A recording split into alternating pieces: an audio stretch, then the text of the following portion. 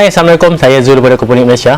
Okay, dalam video yang lepas saya ada share tentang masalah tahap amonia yang tinggi dalam tangki ternakan dan macam mana cara kita nak atasi masalah amonia.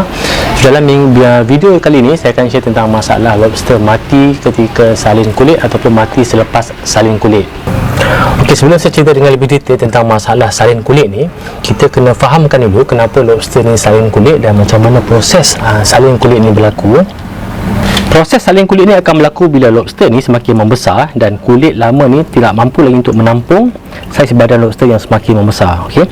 Jadi proses salin kulit ni memang sentiasa akan berlaku sepanjang kehidupan lobster dan memang tak ada jumlah yang berapa kali setahun dan tak ada tempoh masa yang tetap untuk proses salin kulit ni.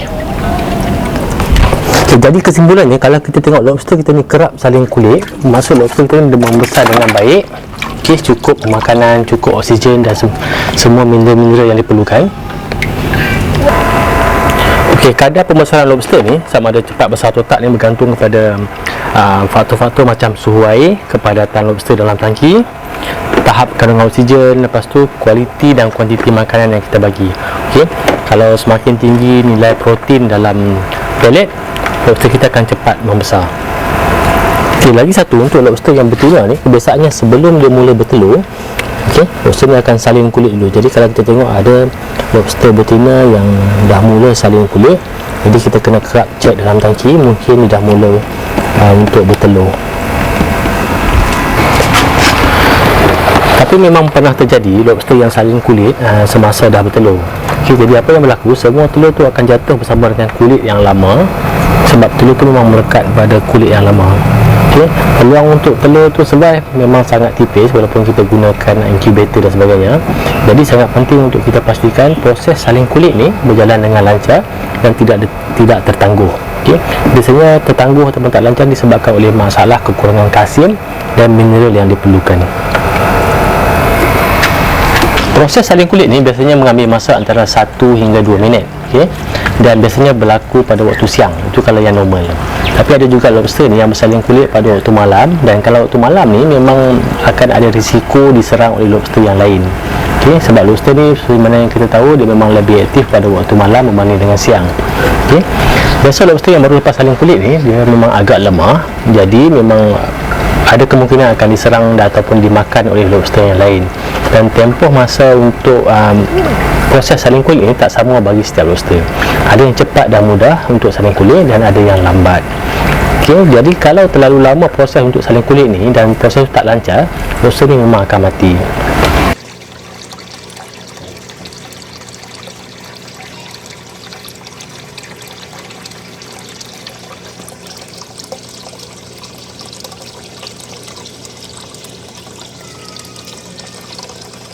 Kebiasaannya selepas selesai proses salin kulit ni, lobster akan mula untuk mencari tempat persembunyian untuk pemulihan dan juga berlindung daripada lobster yang lain.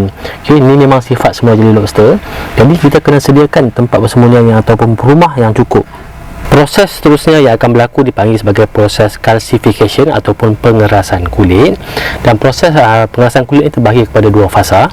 Okay, dalam fasa pertama, sumber kalsium yang tersimpan dalam badan lobster akan dipindah atau diserap oleh kulit yang baru tadi. Okay, kalsium sentiasa disimpan dalam badan lobster ni dalam bentuk tisu lembut dan dalam bentuk batu yang biasa kita panggil sebagai batu perut ataupun gastrolith. Okay, gastrolith ni biasanya kita akan tengok dalam bahagian kepala lobster. Okay, biasa selepas lobster salin kulit ni, kita akan nampak batu ni keluar bersama dengan kulit yang lama. Okey, inilah contoh batu gastrolith ataupun batu perut yang biasa kita jumpa dalam tangki ternakan selepas lobster bersalin kulit. Okey, bagi lobster yang dah bersalin kulit, batu ni akan mula tumbuh dalam bahagian kepala lobster dan akan membesar. Okey, batu ni yang membantu semasa proses menyalin kulit, yang mana badan lobster akan menggerakkan batu ni dan batu ni akan menolak kulit pada bahagian kepala. Okay, jadi kalau batu ni terlalu kecil disebabkan oleh kekurangan kalsium, jadi lobster kita akan mengalami masalah semasa salin kulit dan akan mati. Fasa kedua untuk pengerasan kulit baru ni adalah penyerapan sumber kalsium daripada air dalam tangki ternakan. Jadi adalah penting untuk kita pastikan air dalam tangki ternakan kita mempunyai tahap kandungan kalsium yang sesuai. tahap kalsium dalam tangki ternakan diukur dengan menggunakan GH tester. Okay, GH ataupun General Hardness ini merujuk kepada kandungan kalsium dan juga magnesium terlarut dalam air tangki ternakan kita. Okay, ini juga dikenali sebagai water hardness ataupun kekerasan air. Semakin tinggi nilai GH, semakin tinggi tahap kekerasan air kita. Maksudnya tahap kalsium kita adalah lebih tinggi. Okey, untuk tes kalsium ni kita perlu dapatkan sampel daripada tangki ni. Kita cuma perlukan 5 ml saja untuk sampel. Untuk ujian ni saya akan gunakan GH tester daripada Sera. Kat dalam tu memang ada sekali dengan dia punya testing tube. Okey, ini dia punya tester. Okey, kita cuma perlukan 5 ml saja. Jadi saya akan masukkan 5 ml.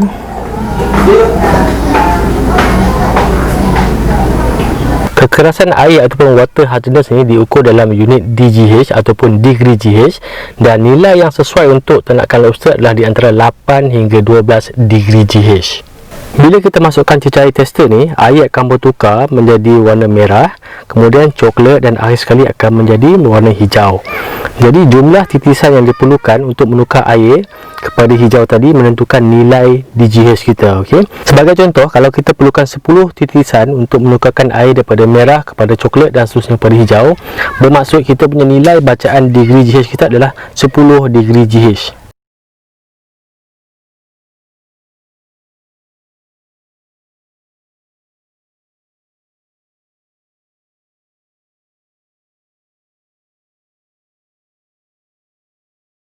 Okey, untuk sampel ni saya perlukan 9 titisan untuk menukarkan air daripada merah kepada coklat dan seterusnya kepada hijau. Jadi kita punya bacaan nilai GH untuk tangki ni adalah 9 degree GH. Okey, macam yang saya cakap tadi, nilai DGH yang sesuai untuk ternakan lobster adalah antara 8 hingga 12 degree GH. Okey, tangki kita ni 9 degree GH, bermaksud kita punya tangki ni dalam keadaan baik. Untuk naikkan tahap kalsium dalam tangki ternakan ni, biasanya saya gunakan kalsium karbonat ataupun ada yang panggil sebagai kapur sejuk. Okey, yang ni dalam bentuk serbuk, jadi lebih mudah untuk larut. Okey, harga pun murah, dalam 2 kilo ni baru dalam RM8. Okey, yang ni bukan saja untuk lobster, tapi kalau kita ada bela udang galah, udang putih dan udang harimau pun kita boleh gunakan kalsium karbonat ni. Okey, kalau ada yang berminat je, saya akan letakkan link dekat video description kat bawah. Yang ni pun saya beli online dekat Shopee. Okey, cara penggunaan pun mudah. Sebagai contoh ni, tangki 200 liter dan dalam ni air dalam 100 liter. Jadi biasa saya masukkan dalam segenggam saja untuk setiap tangki. Dan selepas kita masukkan ni, kita akan biar selama 2 hingga 3 jam. Kemudian kita onkan pump supaya air tu bergerak. Jadi selepas 2-3 jam tu kita akan ambil semula bacaan. Kita tengok kalau nilai DGH kita antara 8 hingga 12, maksudnya tangki kita ni dah okey. Okey, tadi saya dah tunjukkan cara untuk kita mengukur tahap kalsium dalam tangki ternakan, dan saya dah tunjukkan macam mana saya gunakan kalsium karbonat ni, macam mana saya tambahkan ke dalam tangki ternakan. Kemudian lagi satu masalah yang tentang salin kulit ni adalah masalah mati selepas salin kulit. Okey, mati selepas salin kulit ni biasanya disebabkan oleh semasa proses untuk menyalin kulit ni terlalu lama.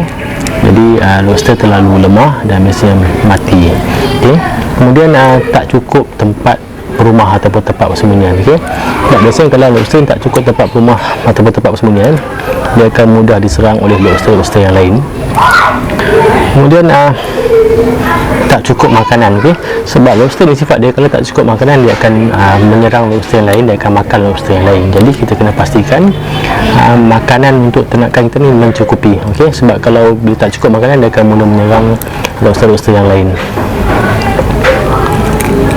Okey, lagi satu adalah mengambil masa yang terlalu lama untuk pengerasan kulit. Ini pun ada kaitan juga dengan kalsium. Bila jumlah tahap kalsium yang rendah dalam tangki ternakan, jadi lobster kita ni akan lambat untuk mengeras. Jadi dia akan mengambil masa yang lama untuk mengeras, jadi dia akan ada risiko untuk diserang oleh lobster-lobster yang lain. Okey, setakat ini saja untuk video kali ini. Jangan lupa like dan subscribe YouTube channel Aquaponik Malaysia.